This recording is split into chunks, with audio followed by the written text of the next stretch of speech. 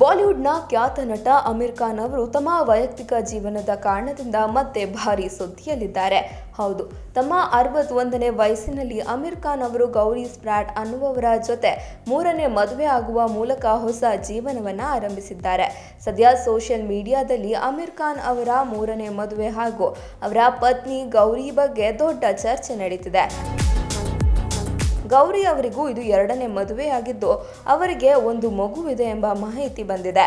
ಅವರ ಮೊದಲ ಪತಿ ಕುನಾಲ್ ಒಬ್ಬ ನಟ ಮತ್ತು ಮಾಡೆಲ್ ಆಗಿದ್ರು ಎಂದು ಸದ್ಯ ಸಾಮಾಜಿಕ ಜಾಲತಾಣದಲ್ಲಿ ವರದಿಯಾಗಿದೆ.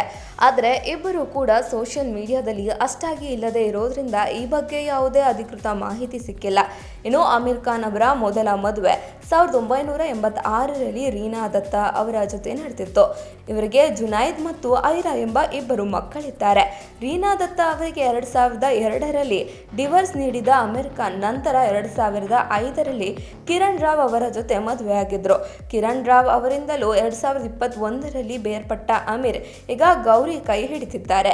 ಗೌರಿ ಅವರು ಮೂಲತಃ ಬೆಂಗಳೂರಿನವರಾಗಿದ್ದು ಲಂಡನ್ನಲ್ಲಿ ಫ್ಯಾಷನ್ ಮತ್ತು ಫೋಟೋಗ್ರಫಿ ಓದಿದ್ದಾರೆ.